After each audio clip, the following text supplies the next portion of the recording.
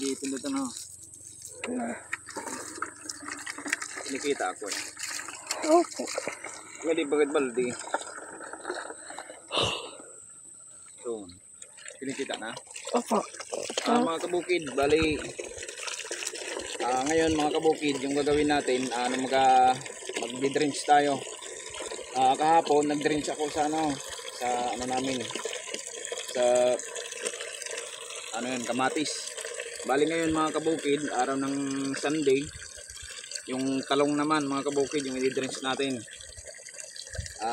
Yung ratio niya mga kabukid, the same time December rin kahapon. Bali yung itong timba na ginagamit ko, 8 liters yung laman nito. Yung ilalagay ko kalahati ng fertilizer gagamitin natin. Bali mga kabukid, yung gagamitin natin fertilizer ngayon, calcium nitrate. Ito yun mga kabukid, calcium nitrate at saka urea.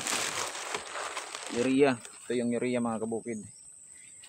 Yung urea mga kabukid, ito yung nagpapabulas or nagpapaganda ng dahon ng ating halaman. At saka yung naman, calcium nitrate, ito po yung nagpapatibay at nagpaparami ng mga ugat at nagpapatibay. Huwag mong subukan, masisira ang buhay mo.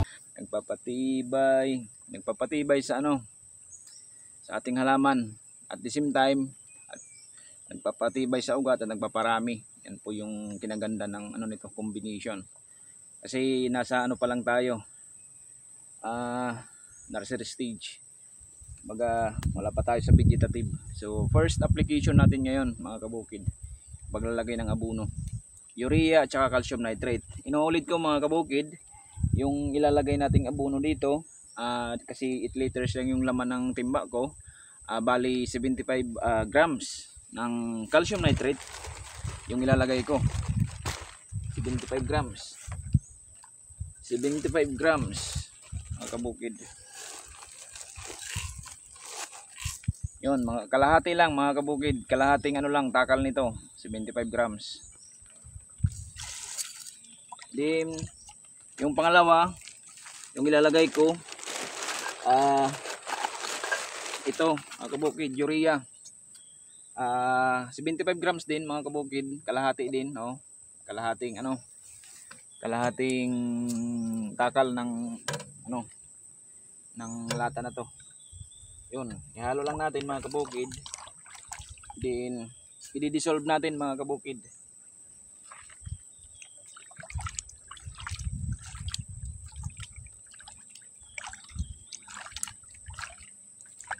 Tanawin natin mga kabukid yung abono. Then i-make sure nyo mga kabukid, bago kayo mag-apply doon sa tanim or bago kayo magpakain, ngayon mga kabukid, ayun na ko na sa inyo yung initial na idea kung paano i-drench or paano yung ratio ng pagdi-drench ng halaman sa stage ngayon. Bali mga kabukid, ngayon magbibigay na tayo ng halaman. Nagbibigay na tayo ng pakain sa halaman. Ngayon mga kabukid, sa first application, bali tag-isang takal lang muna sa isang puno yung ibibigay natin sa kanila na abono. I-make sure nyo mga kabukid na hindi tatamaan yung puno. Yun, hindi tatamaan yung dahon kasi baka sunog. Yan, bawat puno lalagyan nyo. Yan po yung paglalagay ng yung pagdi-drench. Yan yung kinaganda po ni drenching mga kabukid. Bali yung fertilizer na dissolve, kaagad niya makakain. So hindi pa tayo nagbigay ng granular, saka na pag medyo na malaki na siya, so saka na tayo magsa-side dress. Ngayon muna, drenching muna. Yan mga kabukid, bali yung naglalagay ng abono yung anak ko. Yan, Yan si Pogi Boy. Pogi Boy!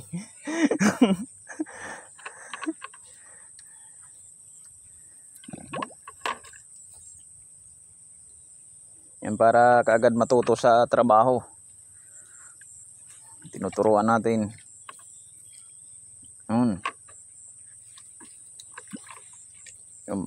Bawat puno isang takal ng lata, mga kabukid. Yan lang muna. And the second application, dalawang lata na, mga kabukid, yung ilalagay ko. Ngayon isa lang muna. So after 10 days, magbibigay tayo ulit ng urea na at saka complete yung ibibigay natin sa kanya.